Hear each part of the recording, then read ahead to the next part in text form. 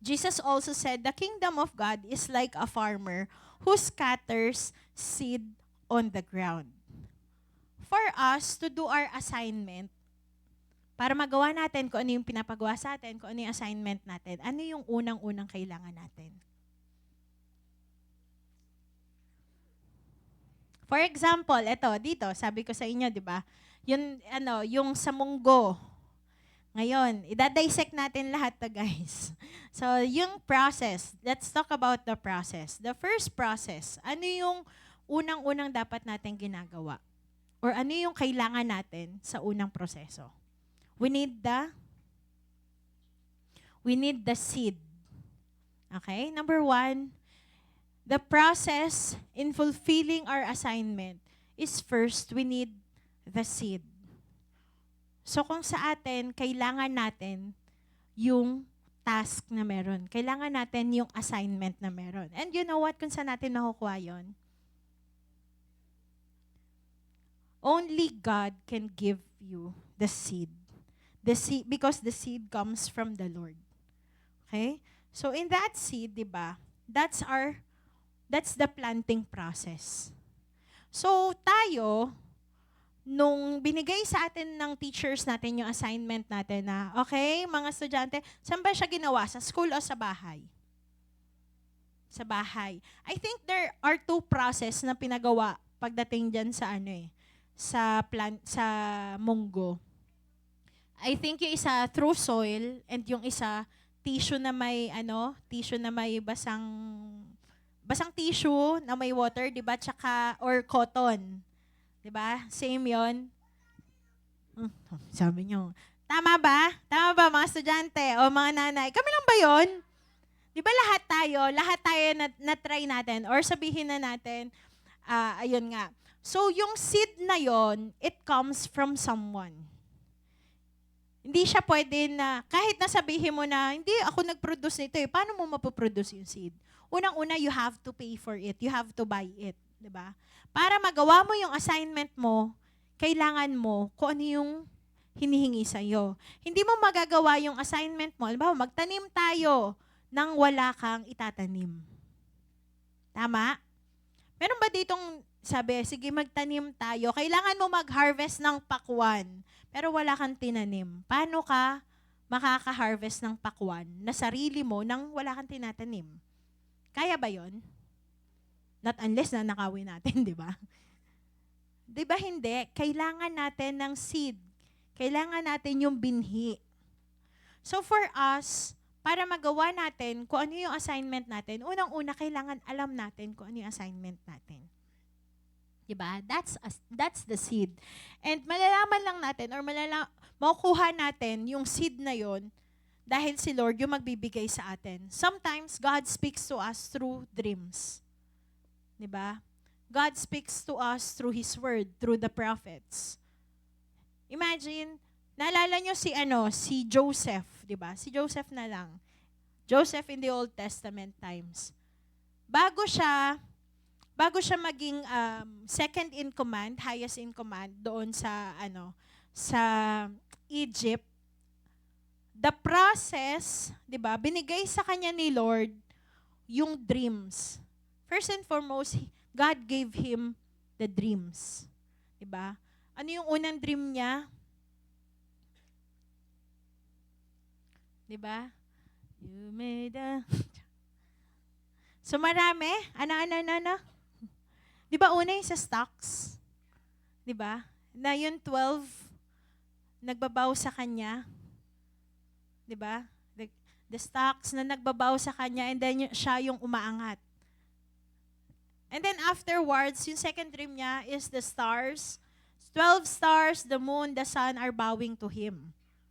Di ba? That is the seed that comes from the Lord na binigay niya kay Joseph. At first, hindi niya naintindihan kung ano ibig sabihin nun.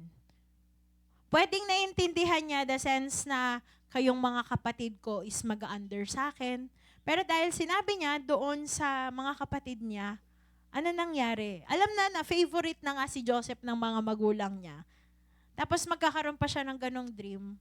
Diba? Ano yung mararamdaman niya? mararamdaman ng mga kapatid niya nakapaligid sa kanya? Syempre, jealous. Unang-una, jealous. Jealousy. And a lot of things. Hindi natin alam kung ano yung iba pang nararamdaman. Hatred, possible. Diba? Maraming bagay na kung saan makikita natin na maghihinder sa atin para lumago itong seed na to. But first, we need to talk about the seed. So, God already gave Joseph his seed through dreams. Pinakita niya na kung ano yung mangyayari, ano yung gagampanan niya, ano yung gagawin niya in that season. Pero during the process, hindi naging madali. Hindi porkit binigay na sa'yo ni Lord or binigay na sa kanya ni Lord is all throughout his life is naging madali, naging smooth sailing. Hindi. 'Di ba? Nung binigay sa kanya ni Lord yon, ang nangyari is maraming atake na ginagawa sa kanya. There were times na kung saan the seed has been given unto us, pero the enemy will try to get yung seed na yon. Why? Para hindi mo magampanan kung ano yung pinapagawa sa'yo ni Lord. Naniniwala kayo doon? Amen? So, nasa sa atin yon how we will protect the seed that we have. Amen? Because, the seed time is a season of sowing and planting. It is a period of development. Also, di ba, kapag tayo, doon na-try ba natin na mag-plant ng seed, di ba? Na-excite ba kayo na parang gusto nyo kinabukasan or yung pagka-plant nyo, gusto nyo may konting nakikita na kayo na, gusto nyo ba yon? Di ba? Parang anytime nakaganong ka na lang sa plant mo, parang, tumubo ka na kahit kakatanim mo pa lang, di ba? So, nagkakaroon tayo ng excitement, nagkakaroon tayo ng anticipation, nagkakaroon tayo ng, what else? Nagkakaroon tayo ng expectation na magiging maganda yung bunga na tinanim natin. So, sige, ito, tanongin ko na lang kayo. Set aside the munggo. Sample ko lang yun. Kung meron kayong gustong itanim, ngayon talaga tanim na. Hindi, kung anong fruit or anong tree yung gusto nyong itanim. Parang dinidesire mo talaga siya na, ito gusto ko yung ganitong prutas, ganitong puno, and so on. Meron ba? Sige nga, bukod sa sa munggo, mango, mangga talaga mga mangga daw. So pagpalagay natin, sige yung mangga, di ba? Ayan. So tayo, hindi naman agad na once na tinanim mo si mangga is tubo agad, di ba? So magkakaiba yung season ng bawat prutas dito sa Philippines. Hindi lang sa Philippines, but all over the world. But in every planting season, di ba, magkakaiba yung process nila. Magkakaiba yung time nila for growth. Pero it will all depend along the process, di ba? So tayo, sabi ko nga sa inyo, once na tinanim na natin ang isang buto, nagkakaroon tayo ng excitement, nagkakaroon din tayo ng expectation na magiging maganda yung tinanim natin. Kayo ba, naisip nyo ba na once na nagtanim kayo, pangit yung kakalabasan nun? Ba't ka nagtatanim? Ba't ka pa magtatanim kung i-expect mo rin na magiging pangit siya? 'Di ba? So parang mawawalan ka ng gana. Yung mami ko po, si Pastora Jane, 'di ba? Example ko siya. Mahilig siya sa mga halaman, mahilig siya sa mga bulaklak, alam ni Ate Tess 'yan. 'Di ba? Pag niya, gustong-gusto 'yan, bibili siya niyan. Pero along the process, may time na namamatay siya, may time na nasisira. Sabi niya, wala kasi siyang green thumb doon sa So, 'di ba may mga ganun talaga na sinasabi. But you know what? I believe na we are just harvesting, yung mga nakikita natin na yon, we are just harvesting kung ano yung tinanim ng iba. Iba pa rin kapag tayo mismo yung nagtanim ng bagay na yon. Amen? That's why, once the seed is planted, there's a next process or there's a next season na kung saan tinatawag natin is the waiting process, which is the time. 'Di ba? Sabi ko nga sa inyo kanina, kung ang munggo, nung tinanim natin siya, kaya dalawa yung sinasabi sa kanya na parang itanim natin siya sa lupa at saka gamitin natin yung cotton or yung tissue na basa, 'di ba? Bakit pinapagawa sa atin yun? Kasi doon mo makikita yung process magkaiba. kahit na same time mo siya tinanim, hindi siya bubunga or hindi siya magiging kung ano siya na same sa oras or same time na yung halimbawa, yung sa yung sa, pag sa lupa mo tinanim yung munggo, di ba nagkakaroon siya ng leaf kahit papano? Nagkakaroon siya ng leaf, tama? Pero kapag dun sa tissue, nabasa sa cotton, parang diretso ulam na agad siya. Diretso toge na siya. Tama? Napansin niyo yon? Diba? Dahil pala nagpasample tayo ng gano'n. No? Try nyo na lang pag-uwi nyo. Diba? Na, kung titignan nyo, kahit nasabihin mong pareho yung seed na tinanim, pero magkaiba yung process, magkaiba rin yung oras nila for growth. Because seeding alone does not produce a harvest. Kailangan kasi inaalagaan natin yung tinanim natin. Tama, mali? In verse 28, ang sabi doon, the earth produces the crops on its own. 27 first pala. 27 muna. Night and day, while he's asleep or awake, the seed sprouts and grows, but he does not understand how it happens. Next. The earth produces the crops on its own. First, a leaf blade pushes through, then the heads of the wheat are formed, and finally, the grain ripens. So kung titignan nyo, there's a time or there's a waiting season para makita mo yung growth or yung outcome nung tinanim mo. Pero, it will all depend kung paano natin yon alagaan. 'Di ba? So sabi ko nga sa inyo, kailangan natin na inaalagaan kung ano man yung tinanim natin. Hindi siya pwede na, tawag dito, tinanim mo na siya dyan, hindi mo siya aalagaan, hayaan mo lang siya, hindi mo didiligan, hindi mo mamamatay at mamamatay yung seed na yon. Pero if you want to see or to harvest from that seed, you have to tender it. You have to take care of it. Kailangan mo siyang, ano yung mga kailangan niya? Kailangan, 'di ba, maganda yung soil niya. In every seeds, 'di ba? In every seeds para maging maganda para maging maganda yung bunga, magiging bunga niya or magiging kung ano man yung plant, kailangan yung type of soil na meron siya is akma doon sa kung anong klaseng seed siya. Kasi hindi sa lahat ng panahon, pare-pareho yung lupa na kailangan ng seed nito. Seed ng ganito is iba, seed ng ganon. So, feeling natin dahil lupa lang siya, pare-pareho na siya. Pero magkakaiba po yun. Tama ba? Sa mga nanay or tatay na may background when it comes to planting. 'Di ba, Ate Tess, tama? Hindi pare-pareho yung klase ng lupa na kailangan ng seed na yon. And you know what? Why am I saying this? Because just like Joseph, God has already planted the seed sa kanya.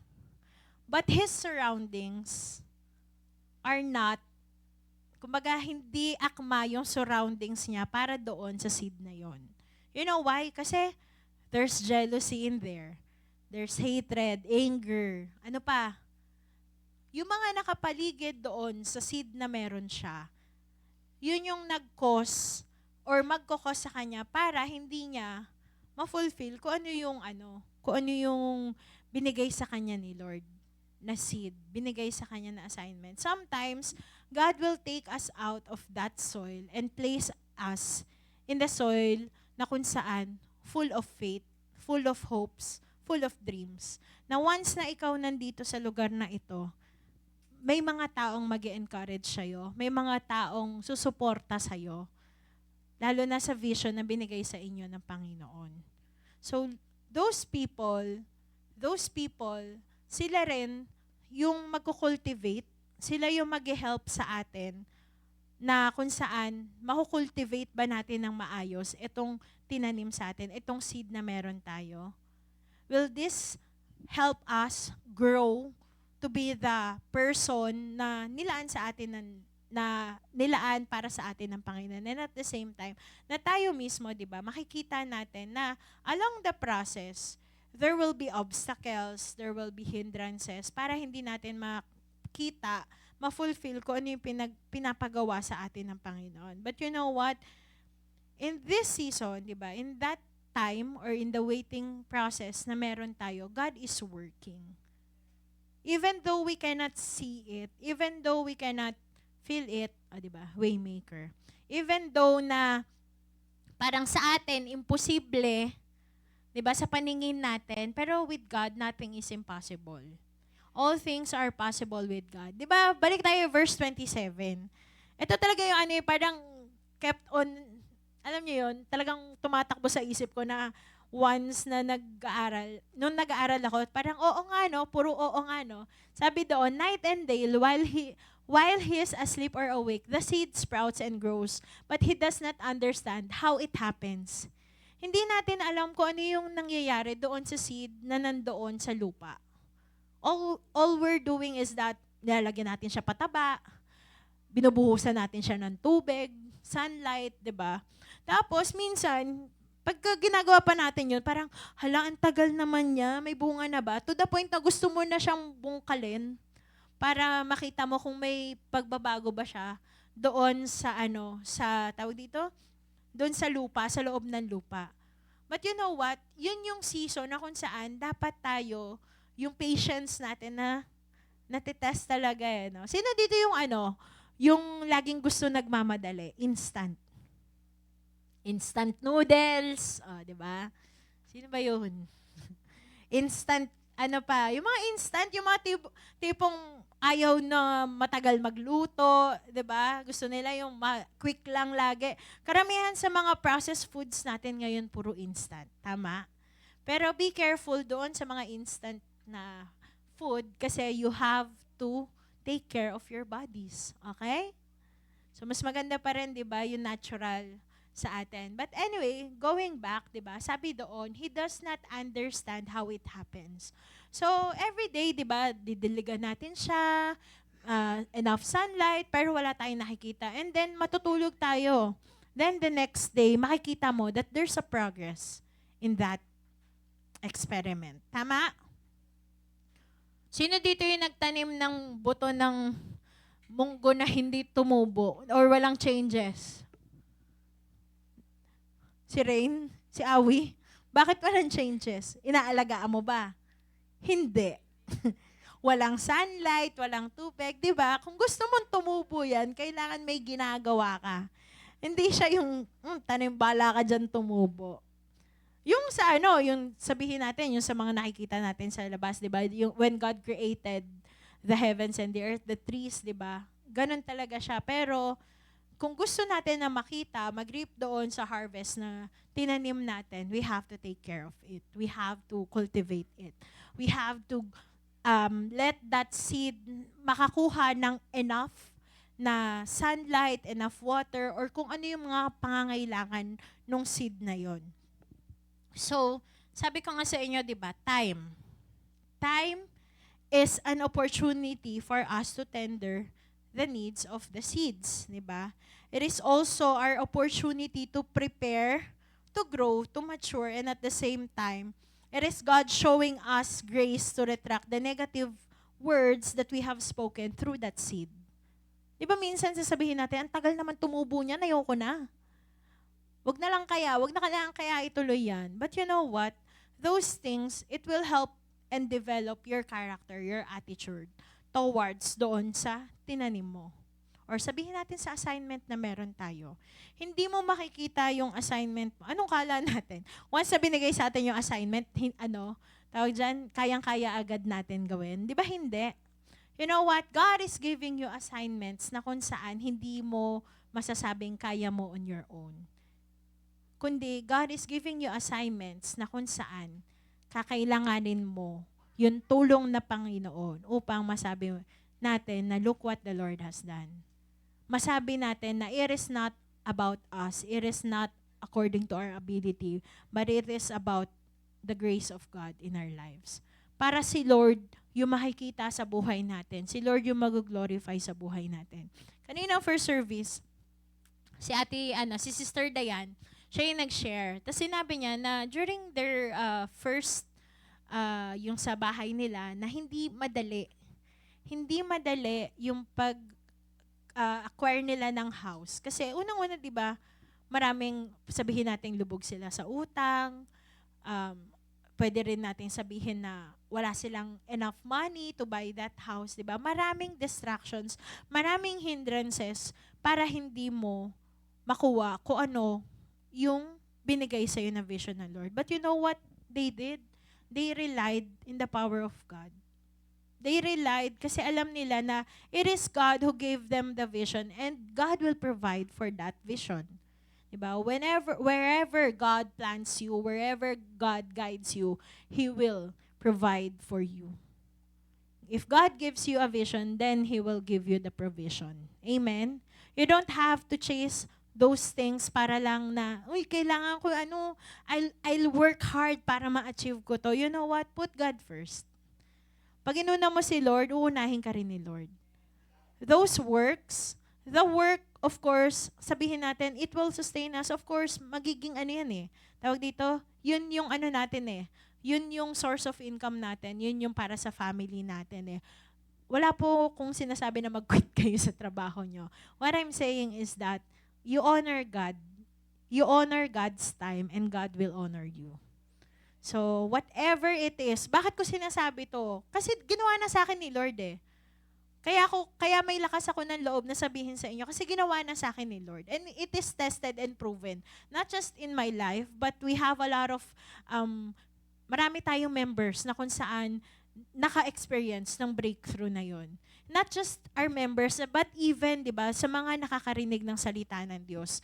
Na whenever we share this gospel, whenever we share this message, na sila mismo nagde-desire na, sige Lord, uunahin kita.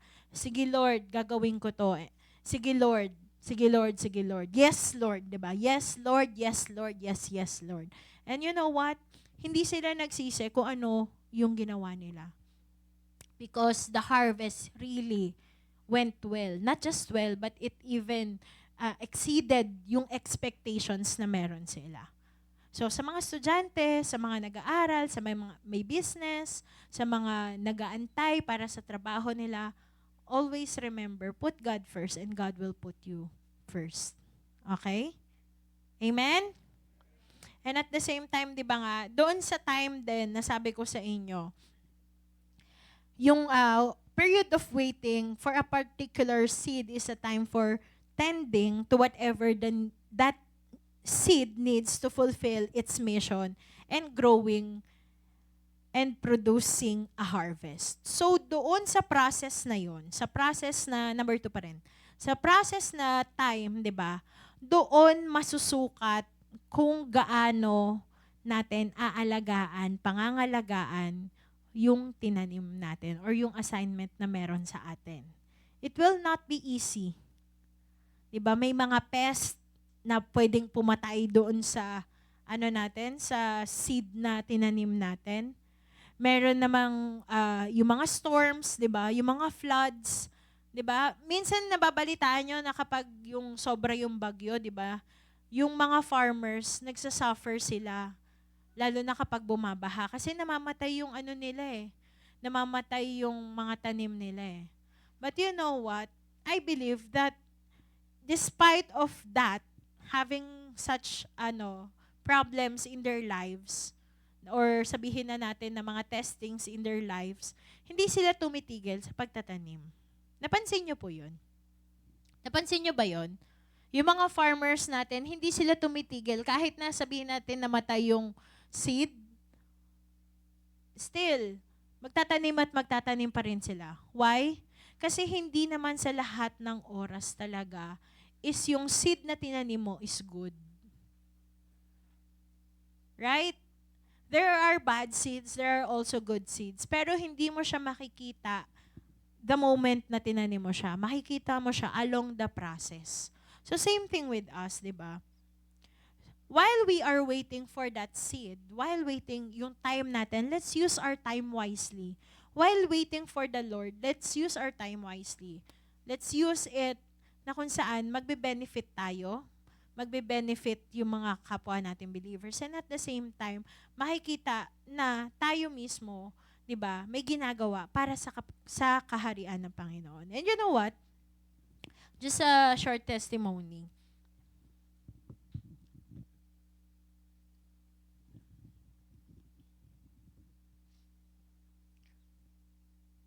Sino dito yung naka-attend sa atin nung evangelism or nag-participate sa evangelism ng with Koreans noong February? Di ba? Tama, February, no? So marami tayo. Marami tayo. Pero di ba, at first, parang syempre nahihiya pa tayo. Pero yung naging impact nun, really, sobrang laki. Not just in other people's lives, but unang-una sa atin. Sa atin na nakita natin na kaya pala ako gamitin ni Lord. Kala ko kasi doon lang ako sa kusina. Kala ko doon lang ako sa ushering. Kala ko support lang ako, help lang ako kung kailangan nila na magbubuhat, kailangan nila na maglilinis or whatsoever. But you know what? Ang nag-stand out talaga sa atin during that time is yung mga helps ministry natin. Kaya palakpakan natin yung mga helps natin. And I believe na God really prepared us for such a thing like that. Kasi 'di ba sa leadership training natin, na nandun parang na-discuss what character or characteristics yung meron yung bawat isa. Sometimes parang feeling natin, hindi ako naiintindihan ni ganito, ganyan. 'Di ba? Hindi niya ako naiintindihan kasi ganito ako, ganun, so on and so forth. But you know what? In that leadership, train tayo to read the characters of others, not just ourselves, but also the others. Para pag dumating yung season na kung saan kailangan natin magtanim, ready tayo. Which is, nakita natin. And eventually, we are in that time, di ba, na kung saan, until now, yung mga cell groups, they are growing, di ba? Even sa mga kabataan, they are growing, not just by numbers, but also in spiritual aspect of their lives. Nakakatuwa. Nakakatuwa na all of us, di ba, we are all growing. So, that's why, hindi wasted yung time ng pagtuturo namin sa inyo. Hindi wasted yung time na ang tagal-tagal na bakit wala pang mga leaders na nag-stand out. Yung mga na-train natin before, nandun na sila sa labas, they are doing their ministry. Bakit dito sa main, parang naubusan yung leaders. And then, boom. Because yung time, yung process is not the same with others. This is nandun tayo sa harvest season eh. Lahat tayo, nasa harvest season tayo. That's why, in that harvest season, anong ginagawa natin? We are planting seeds. Diba? We are planting seeds again. Para, nandun na tayo, nakapag-plant tayo seeds. So, nandun tayo sa waiting. Andun din tayo sa waiting. So, andun pa yung inaalagaan natin sila. We are pruning them and so on and so forth. And then, time will come na tayo rin mismo, di ba? We will be in the process of reaping or yung harvest season. In verse 29, ang sabi dito, as soon as the grain is ready, the farmer comes and harvests it with a sickle, for the harvest time has come. So kapag sa harvest time, ano yung ginagawa natin? Are we still waiting? Are we still planting? Di ba no, we are reaping the harvest. So harvest is the manifestation of the seed planted. So kung ano yung tinanim natin, yun din yung makikita nating bunga. Hindi pwede yung nagtanim ako ng munggo, ang bunga ko mangga. Di ba? Munggo, mangga. Pinalitan lang yung yung letter. Yung O naging A, di ba? Hindi ganun yun. Kung ano yung tinanim mo, yun din yung aanihin mo. Amen? That's why yung resulta, and at the same time, yung result or yung fruit ng tinanim natin will depend on kung paano natin inalagaan along the process. Pwedeng sabihin natin na ang perfect ng mangga. Tapos pagtingin natin sa kabila, bakit parang ang liit ng mangga? Ba't hindi siya lumalaki? Yung kabila, ganda ang ganda ng ang ganda ng fruit niya, ang ganda ng flowers niya. Pero yun doon is pangit. Bakit? Naalagaan ba natin? Inayos ba natin? Or hinayaan lang natin siya mag-grow ng sarili niya? Okay na to? Yung gano'n, okay na to. Kasi 'di ba, doon sa verse 28, may process siya kung paano siya nag-grow. Sabi doon, first a leaf blade. Una, dahon muna. Pangalawa, yung heads of the wheat are formed. And then finally, yung grain or yung bunga na tinatawag natin. So in the harvest season also, sabi dito is that in the harvest season, God is always there for you. God will be there for you. Everything you need, God has already prepared for you. So yung harvest, di ba, yun nga yung magiging result na kung paano natin siya inalagaan along the process. And you know what? Yung harvest also is determined kung ano or paano natin siya inalagaan. Sa assignment, when it comes to assignment, 'di ba? It's not about how you finish it, or the success of your assignment is not based on how you finished it fast. Pero it is based doon sa kung paano mo siya inalagaan along the process, and at the same time, ano yung natutunan mo during that process. Diba? Bawa, sa assignment natin, yung iba, detailed when it comes to research, 'di ba? Talagang aanuhin nila 'yan, i-research talaga nila 'yan. Pero meron din naman na gumagawa ng assignment nila na kung ano lang yung hingin, ano ba, define this, 'di ba? O, isa na. Dictionary, copy paste, Google, yan ganyan. Pero merong mga tao, they take the time to read and understand kung ano yung definition ng isang word. Tama? Tama po ba? And at the same time, yun nga sabi ko sa inyo, if there are things, di ba, sa farmer, hindi palaging good yung harvest nila.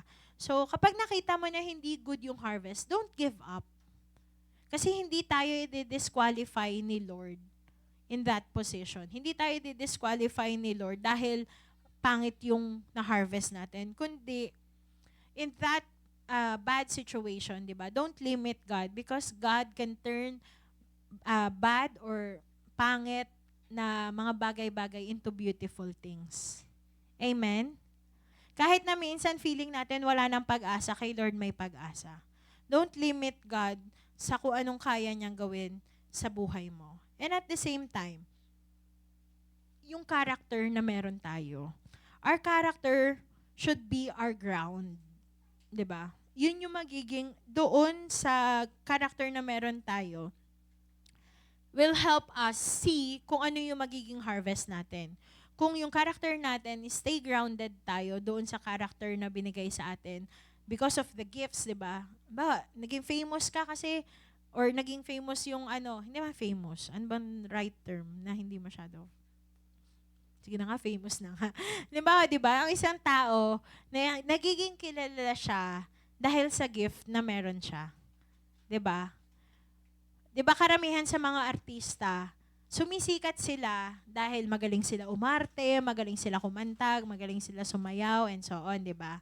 So may mga bagay-bagay na gift tayo, or yung mga plinat sa atin na seeds, di ba?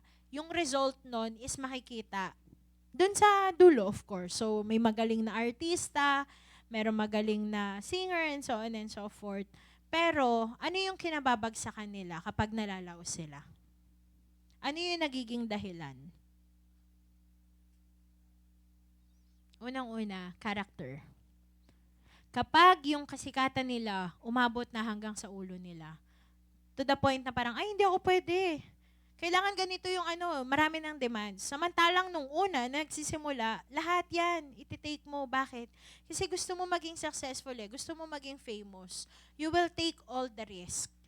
And alam nyo, para masustain kayo dun sa taas, kailangan grounded kayo sa character nyo. Kasi 'di ba, your character will determine your altitude. Now, if that character magmamataas ka after all those years, yan din ang kababagsakan mo.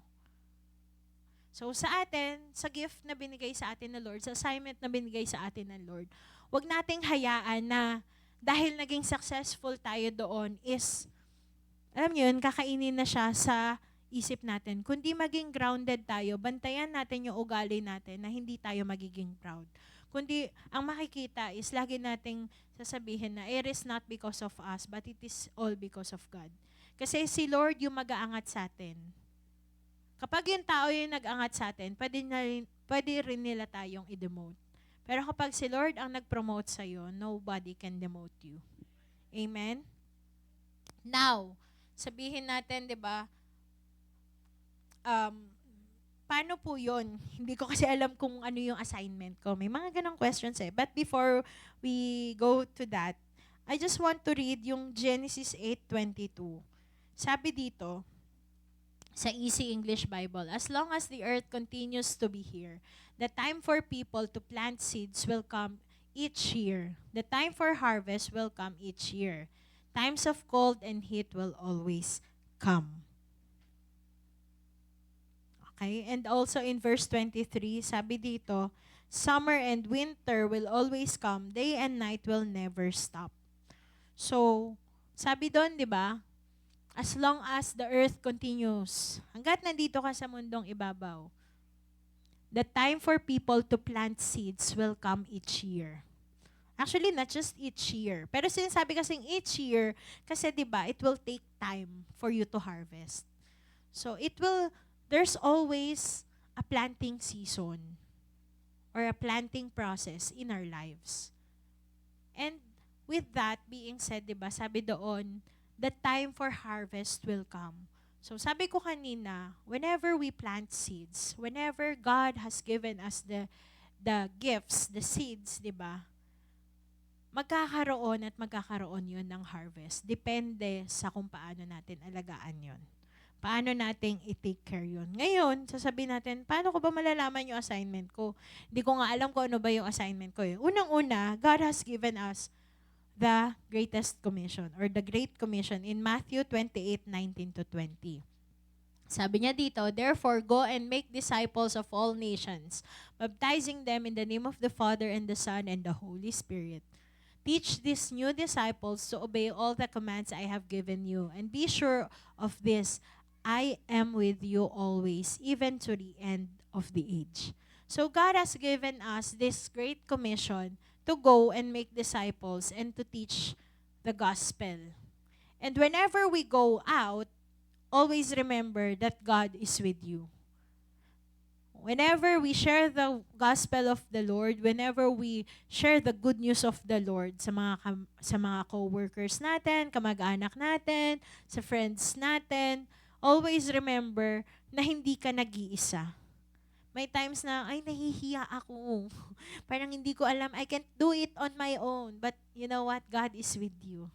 God has given you the Holy Spirit. He has conceived in you. He has planted you the Holy Spirit para kasama mo wherever you go at to do the works of the Lord. Amen? Amen. Another thing, number 2.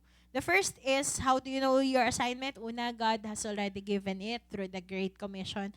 Number 2 is by the renewing of the mind. In Romans 12:2, ang sabi dito, don't copy the behavior and customs of this world, but let God transform you into a new person by changing the way you think. Then you will learn to know God's will for you, which is good and pleasing and perfect.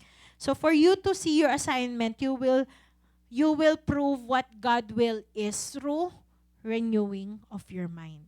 So kung hindi natin babaguhin yung pag-iisip natin, hindi natin makikita kung ano yung assignment na binigay sa atin ng Panginoon. Hindi rin natin maunawaan na kung galing ba talaga siya kay Lord or baka own emotions mo lang, 'di ba? So, you know what? What I want you to understand is God will put you in or will give you an assignment na kung saan si Lord yung magbe-benefit. Si Lord yung mag-glorify. Si Lord yung mag-glorify sa buhay mo. God will use you not just in this place, but to the ends of the earth. 'Di ba? To the ends of the earth. That's what God wants us to do. Because God is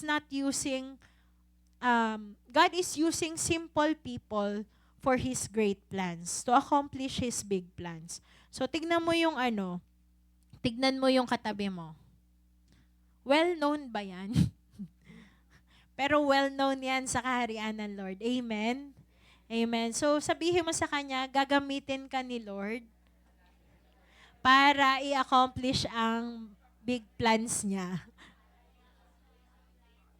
O, diba? Very konyo. God will use you for His big plans. Sabihin nyo, sa kabila. Siguraduhin nyo may kausap kayo, ah.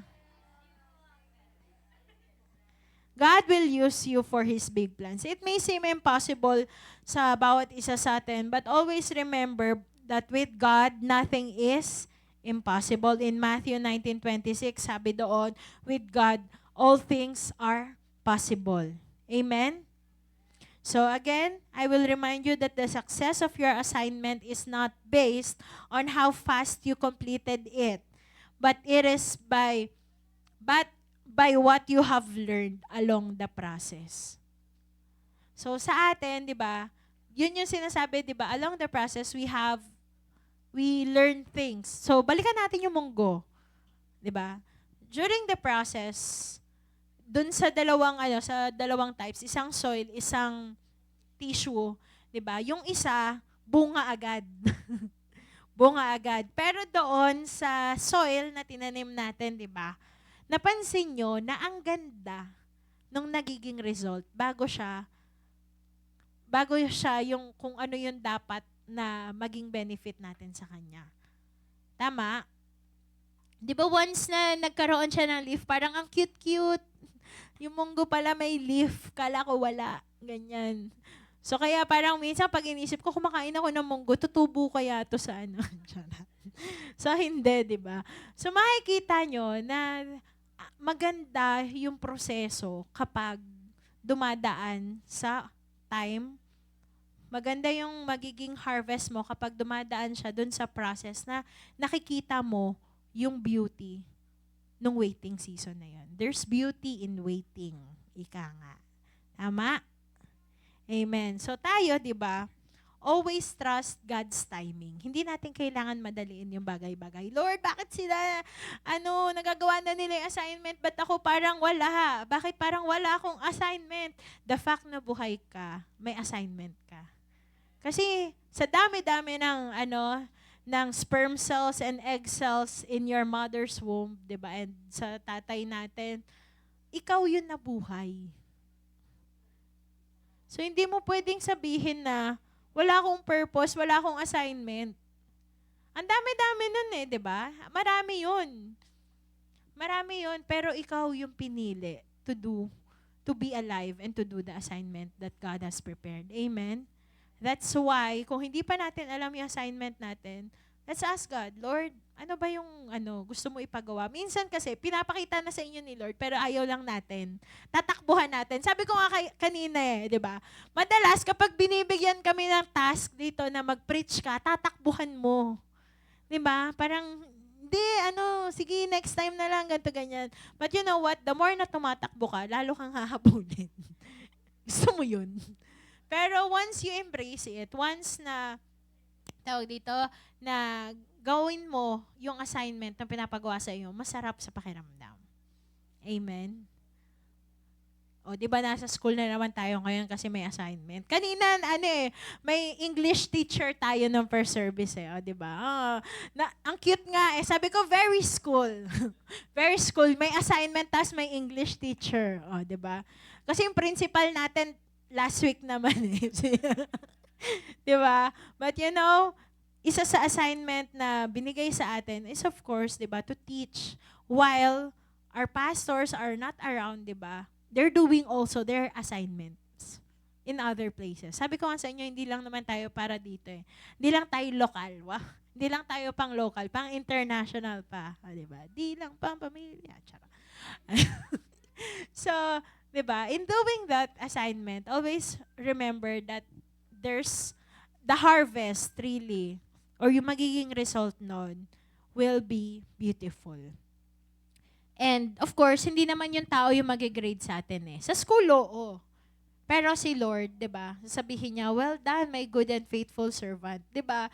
In sa parable of the talents, 'di ba? Yung sa bag of coins, Di ba, lagi sinasabi ni Lord doon na, well done, my good and faithful servant. Come and share the happiness of your master in the book of Mark, di ba? So kung mababasa natin yon, makikita mo na in everything that we are doing, God is happy.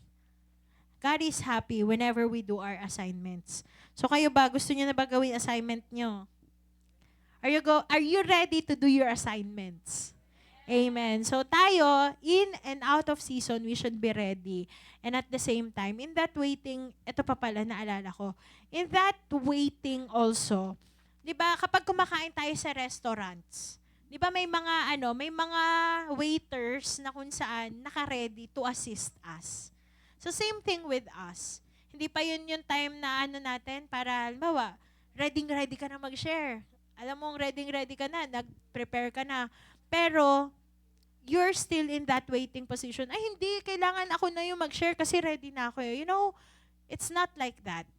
Sometimes yung character natin, kailangan kasi mahulma muna. Kailangan ma-prune muna siya para once na ikaw na dumating sa position, it's your time to shine, then you will do it excellently for the glory of God. But in that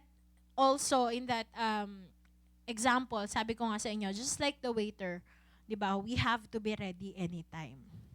Kaya pag sinabi na on the spot, mag-pray ka, ganito, bakit ako? Hindi ako sinabihan. You know? May mga ganong instances eh. Siyempre, hindi naman natin kontrolado yung mga bagay-bagay eh. Pero, I believe that it is the power of God who will sustain you to do it excellently. Amen? Amen. Have we learned something today?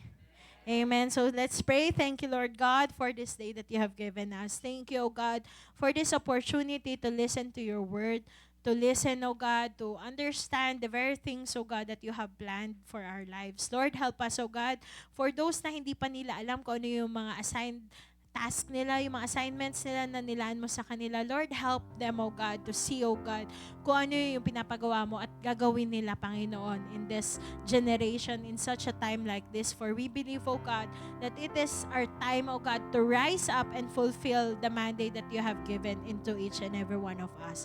And Lord, na tunay nga, as we hear the word, O God, Lord, help us, O God, na mag-grow ito into a beautiful harvest that you want us to experience in this life. So we honor you, O God. We bless you in Jesus' name. Amen and amen.